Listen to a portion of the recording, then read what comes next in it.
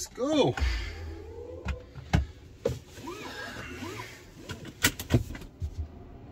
Is it recording? I hope it is. Let's go. If not, I can always check. There's no shortcuts. Just walk around the car.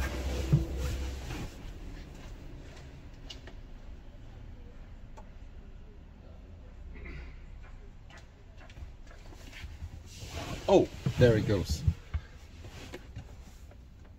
Auxiliary climate control. Function is not available because battery charge is too low. See that? I saw a lot of people recommending this as an alternative, whereby when you are in a BMW EV or hybrid, you open the door, it shuts off, and they say you can on the auxiliary climate unit. But I tried it, and because the battery charge is low, it is not available. So again, BMW, in my previous test drive of the iX3, there is that option to disable switch off when driver opens door, but disabling it did nothing, right? The car still switches off when I open the door. So yeah, anyway, I'm trying to record this video from my mobile phone that is mounted far back in the passenger rear left window. Okay, so let's try and see how the sound recording is. Nevertheless,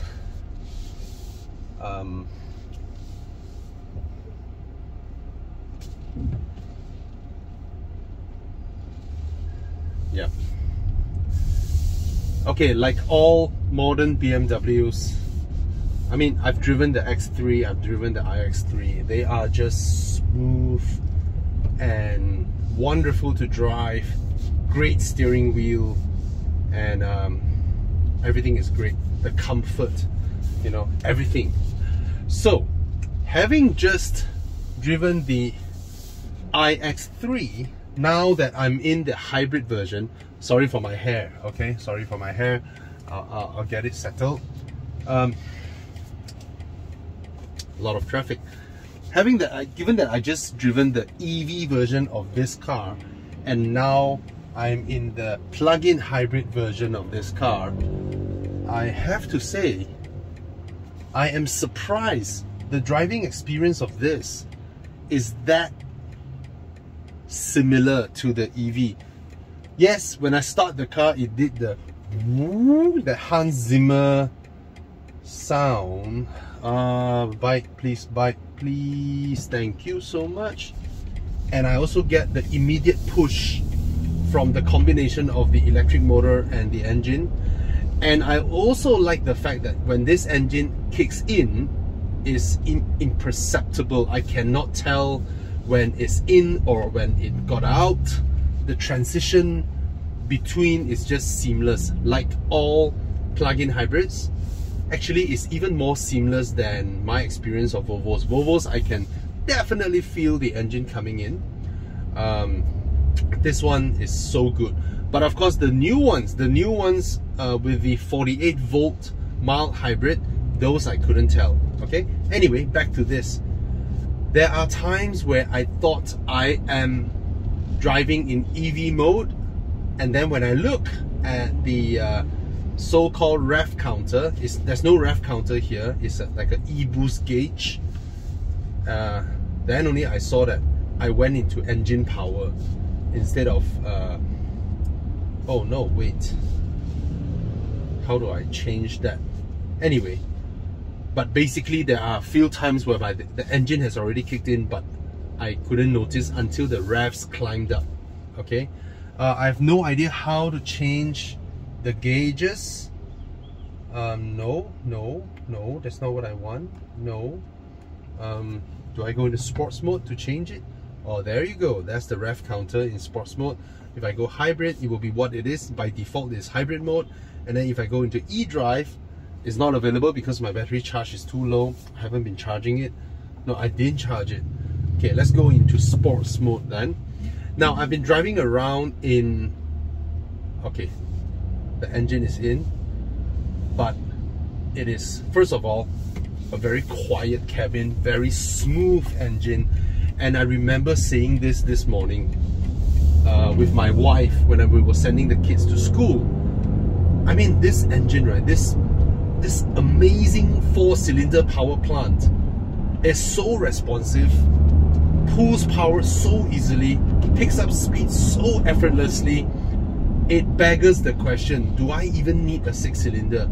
Like I said many times, when I drive modern BMWs with their new 4-cylinder engine, right, I straight up say that this 4-cylinder engine actually, in terms of response, immediacy of that response and power delivery, and the linear power delivery and the happy revving nature of this engine, actually in real world driving beats my 3-liter twin scroll turbo N55 engine by a mile.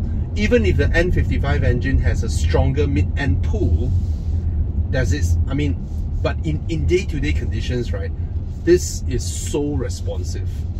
I mean, I just love this engine, and I love BMW's plug-in hybrid drivetrain combo. You know, there's never a misstep in this. Again, like I said, hybrids, they drive beautifully, they behave beautifully, and they react beautifully when they react. Basically, again, I have to say this, even though it's supposed to be considered a mature powertrain, a mature technology already after so many years, but nevertheless, a plug-in hybrid is and still and will forever be the most complicated way of moving a car, because you have a petrol combustion engine, you have electric motors, you have a big battery pack behind, takes up about this much height. Basically, it reduces the height of your boot by up to 4 inches, 3 or 4 inches. You get less boot space, and you can refill with petrol, and you can plug in with a charger. Once you plug in with charger, you can do your normal daily routine of grocery shopping, sending the kids to school and back and all that using electric power. And then for longer distance drives, you can use your petrol engine to force charge the battery, or using it vice versa. You can also, like me, staying in a condo, not having a charger, don't even bother about charging it at all, and then just use it as a petrol car, because at any given moment of time when your car can charge, when you apply the brakes or whatnot, it will put some juice into the battery, and then that could be used for other ancillaries when needed. All right, so these are the benefits. And I have to say, of course I don't expect a petrol combustion car, I mean with a hybrid drivetrain, to be as smooth, as responsive as an EV, but granted, this can be your one and only car at home because of this combination. You know, having a petrol engine means I can drive this car to Thailand, to even to Vietnam and back.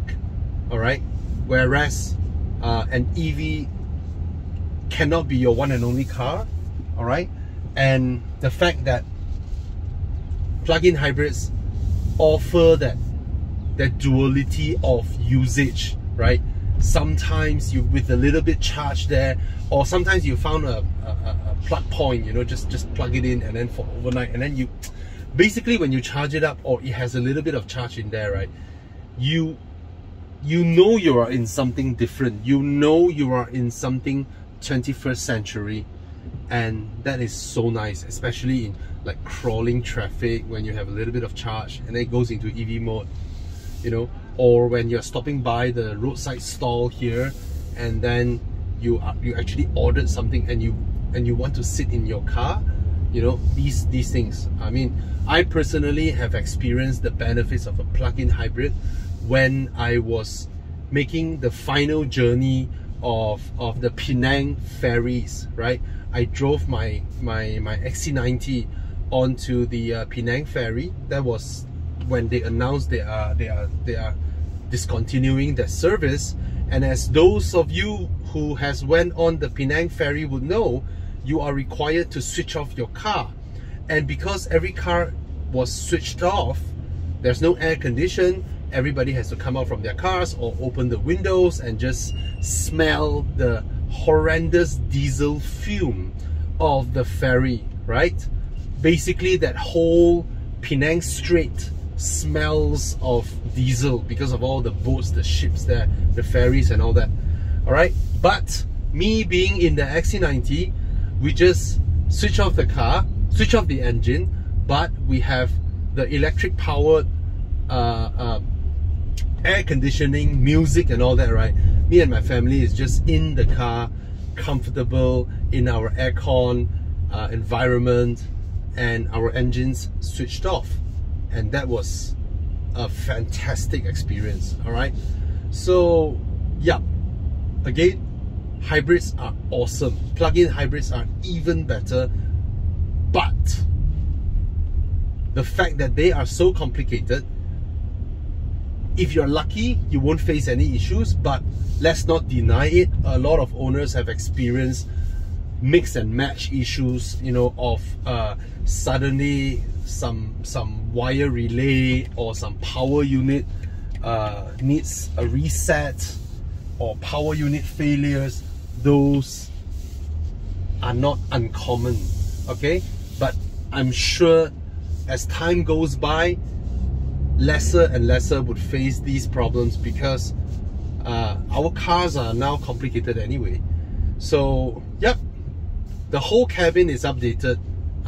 It is, if you hop into an X3, you will notice it has a totally different interior, because this interior, come on, go. This interior is not the same as the X3 when it first arrived. That interior is the same as the 5 Series interior, it's the same as the 7 Series interior design language, whereas this one is the new design language, in consistent with the new 3 Series, the new in the 8 Series, the X7, and the what else is using this interior? Yeah, that's the new interior. All right, let's go through the car. It's a very comfortable car. Suspension is all right. Going past speed bumps, it is not as good as the Corolla Cross I experienced the other day, but in terms of ironing out road imperfections, impurities, rough roads, this of course has better vibration proofing, soundproofing and all that. Just that the Corolla Cross is a very basic car, and it was a car that I just test drove, and oh my god, that car rolling over speed bumps is such a joy. You literally fly over speed bumps and it absorbs everything. This one has a lot of secondary motion, but they are dampened. But nevertheless, this one has a bit of secondary motion, just like the XC90 as well.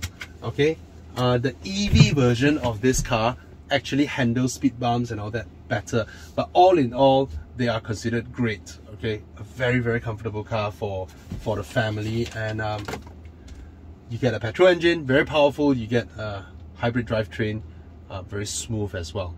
All right, but again, like I mentioned, these are hybrids, plug-in hybrids. If you face some technical stuffs, just go back to the 4S dealer, wait for them to solve it. Under warranty is great. Okay, you need your warranty for this car. Okay, so let's go through the cabin. All right, fast, handles well, comfortable, quiet. A bit more motion than I would like when it comes to going over speed bumps, you know, and all that. But nothing that is rough. Okay, cheers.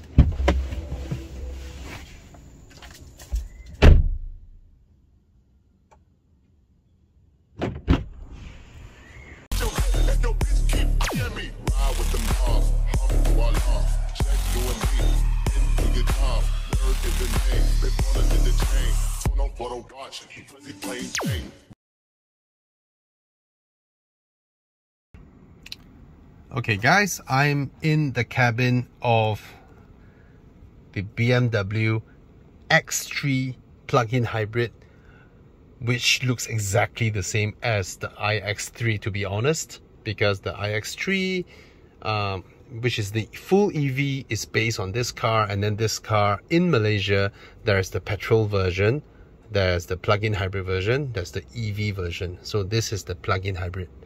Okay, everything looks the same. Harman Kardon here, and then you get the door lock and unlock, memory seats. Again, BMW has changed the memory seats from what we're familiar with. They used to be here, and then now they're here. And the door lock and unlock is here, just like Audi's, and then they don't offer it on the other side, just like Audi's, which we think the old position of having it here is the best. One button, the entire car's passengers can operate it instead of it being hidden over here. Okay, here are the light control switches, aircon vents. I mean, it's some design. Be it nice or not, it is some design. Okay, you get nice switch gears over here. All the window buttons are all satin chrome, nice feel to it. And then these are the door handles. This feels a little bit rubberized, but don't worry, it's not the F10, F30 melty plastic type. However, this part, the molding of this plastic that connects to this handle is sharp. Okay, this is, yeah, it's sharp. Usually BMWs, right, of yore would have employed different ways of designing this adjoining pieces to hide it, to actually hide the molding line. Maybe the part that they connect is somewhere behind, you know, or this actually covers over. Usually they would do things like that. But anyway, here's the inlays. This is the evergreen stainless steel inlays, and they look great. They are timeless, and to me this is the best spec.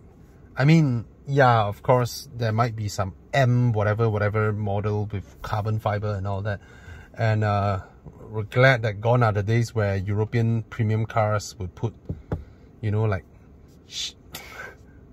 wooden inlays that are gloss finish. You know, I know it's a thing about trend, right?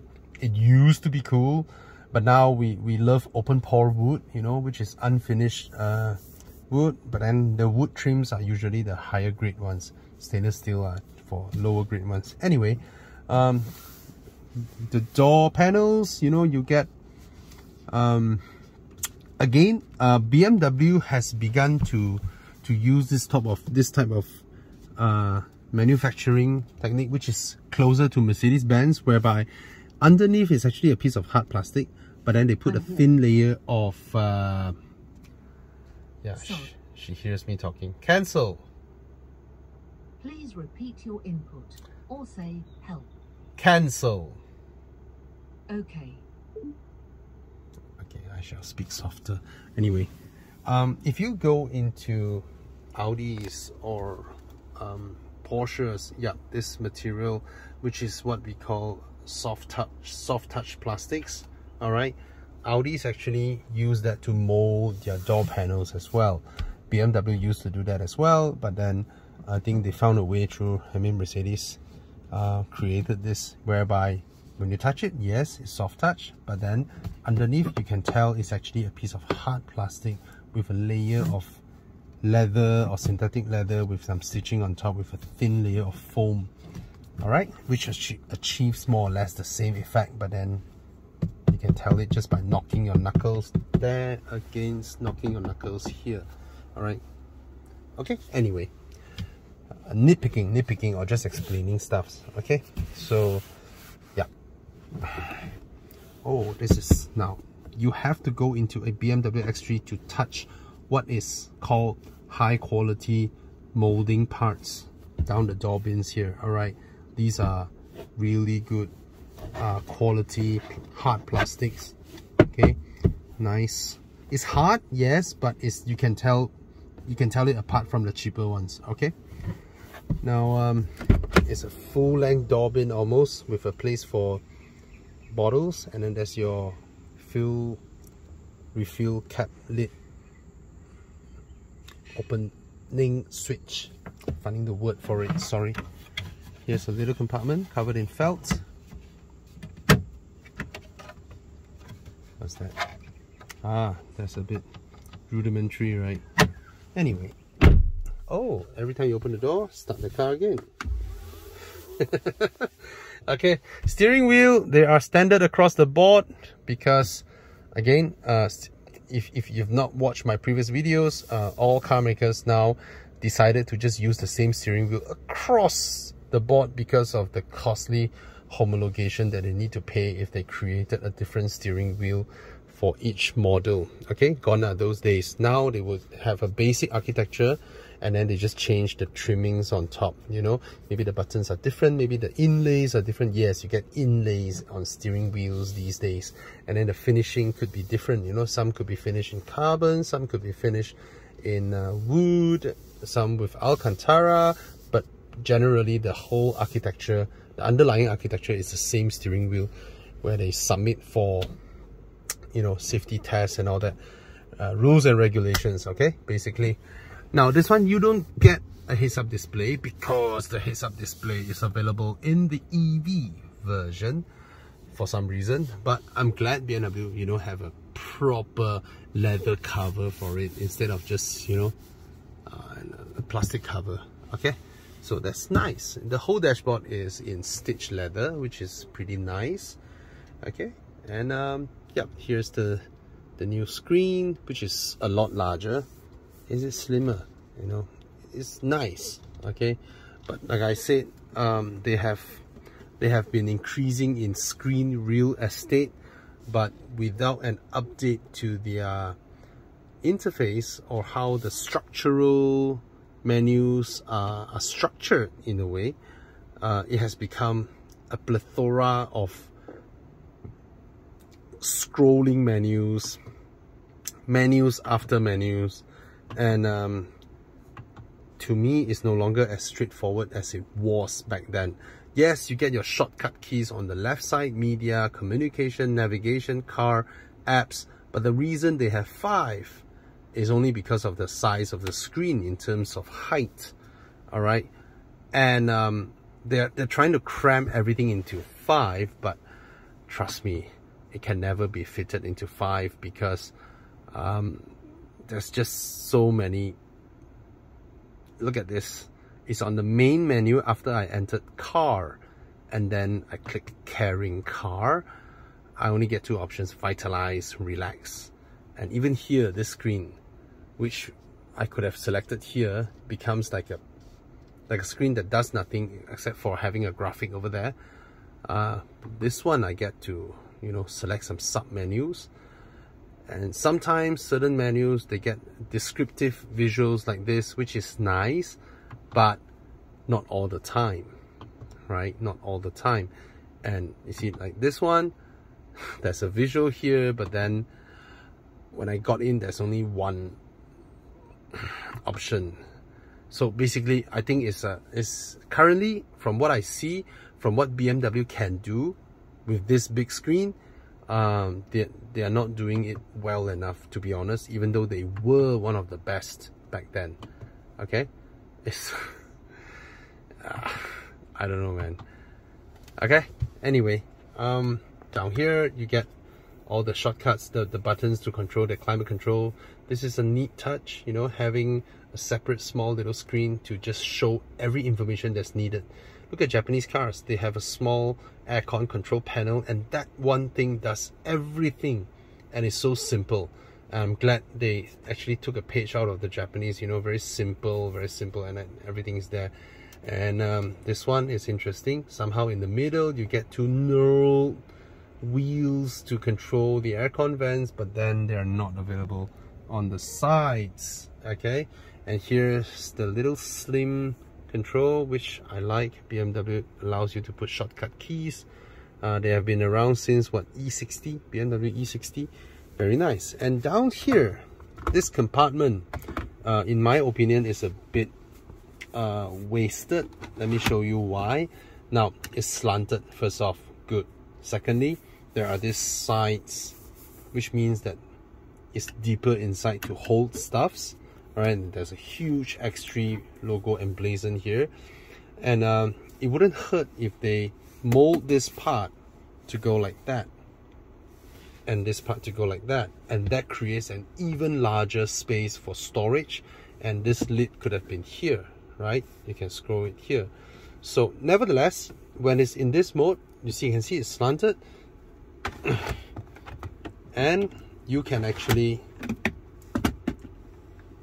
comfortably place your phone, your stuffs here. All right. Now, as you open this, which I suspect a lot of owners will just leave it open, okay, and inside here you get some sort of a tray. Nothing here, even though I believe it should be empty inside, but it's not like I can slot something in here. No, none. Okay, and this tray is, I mean, here there are no wireless chargers. Okay, but even if it has, this is a 4-year-old Samsung Note 10, can't fit in. I think I complained about the same thing in the 5 series as well. So, and then you're like, how can I put my phone? You can't. There's one USB port here, some slot for your keys, and then here you get a rather elaborate cup holder, you know, with some mechanism to hold your drinks. Very nice, very wonderful plastics. 12-volt socket, and then a cut through here, which you can put some stuffs at least, but I don't get a proper place to, you know, put my phone apart from closing it. All right, okay, spend enough time here. Now this panel is universal across their models. You can see one module over here, and this is one module, you know, and basically it allows them to move these things across different cars and save costs from there. All right, one of the things that I don't like about new generation BMWs is the cheap gear shifters.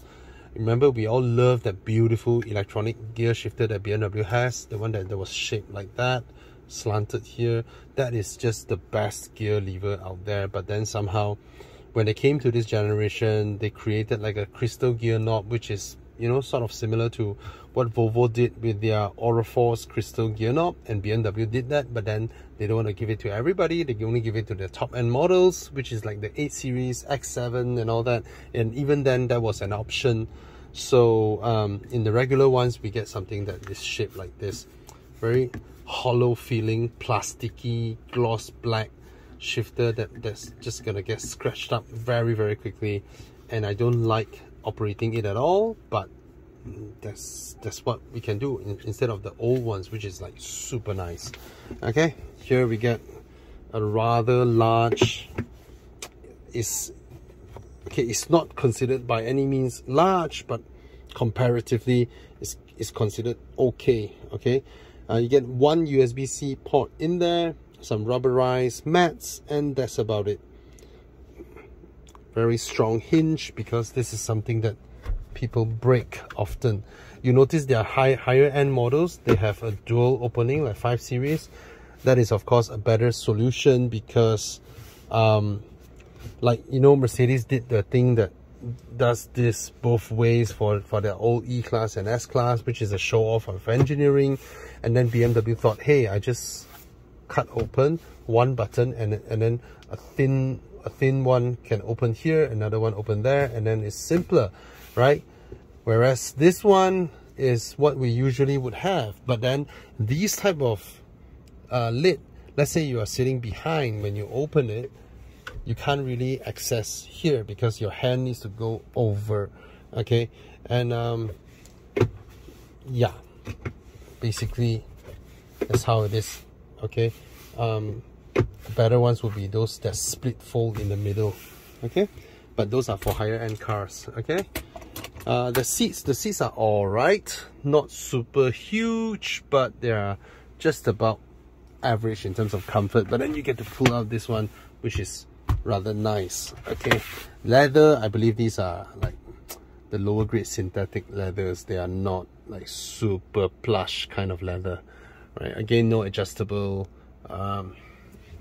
seat belt hinge, right? It's pretty static there. And then here, average size glove box, and that's about it. All right, and the rear is of course identical to the iX3 EV.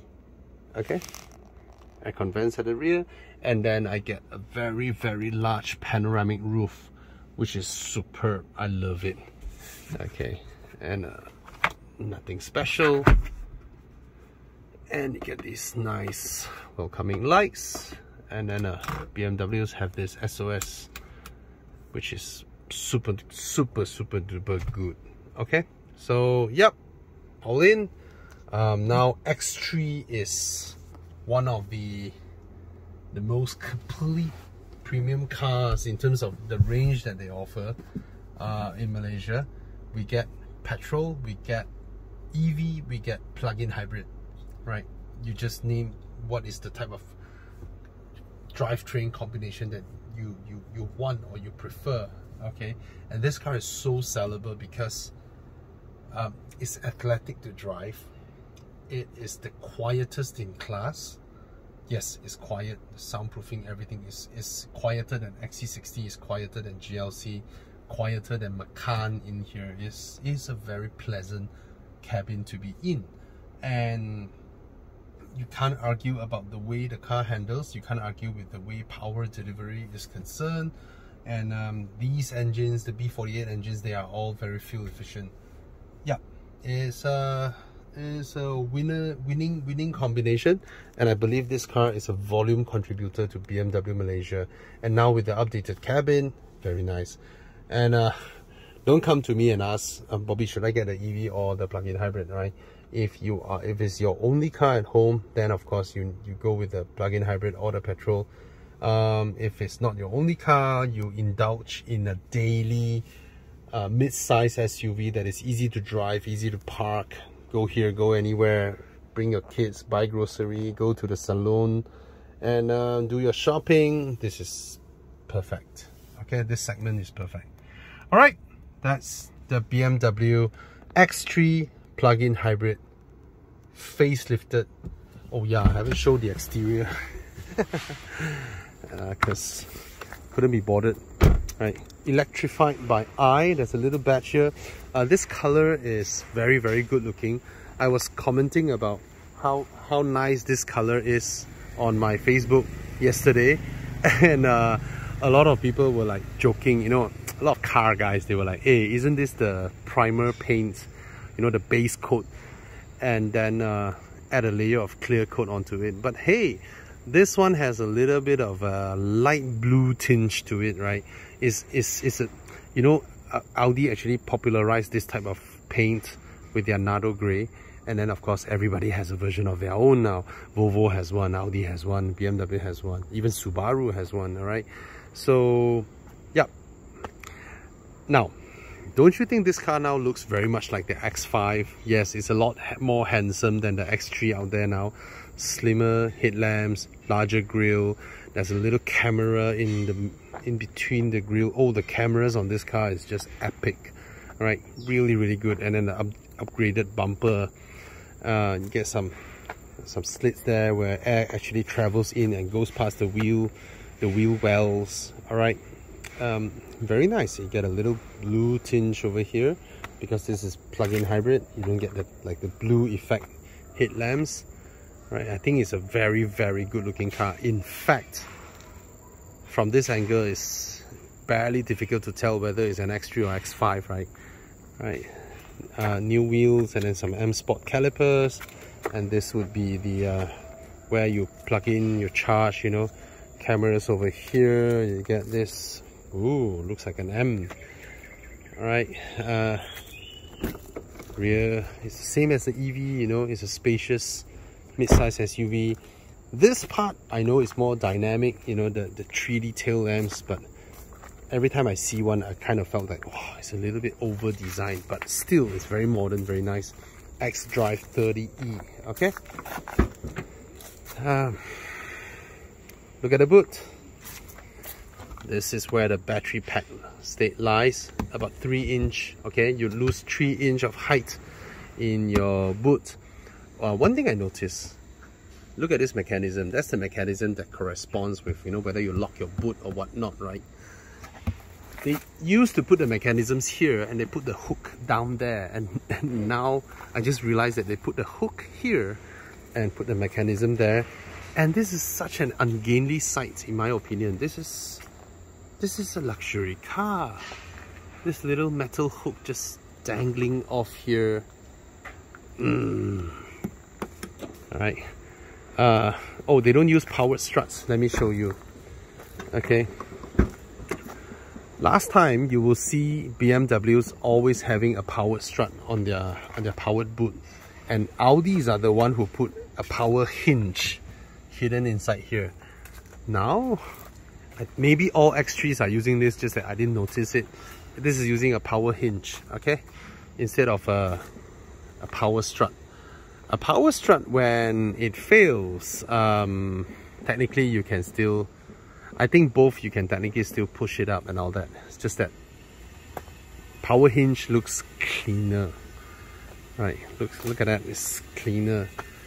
And obviously a power hinge, this is the part where you need the most strength to open a boot. So you can imagine the stress that the motorists experience versus a power hinge that connects here, which uses far less power to push it. Anyway, all this is just about which grade, right? Let me try and open it. Yeah. So over here you can see RON 95 minimum, and like all BMWs, this thing will break in no time. There's no incentive to change to a different material, because when they break, profits. And that's where the hood opener is there.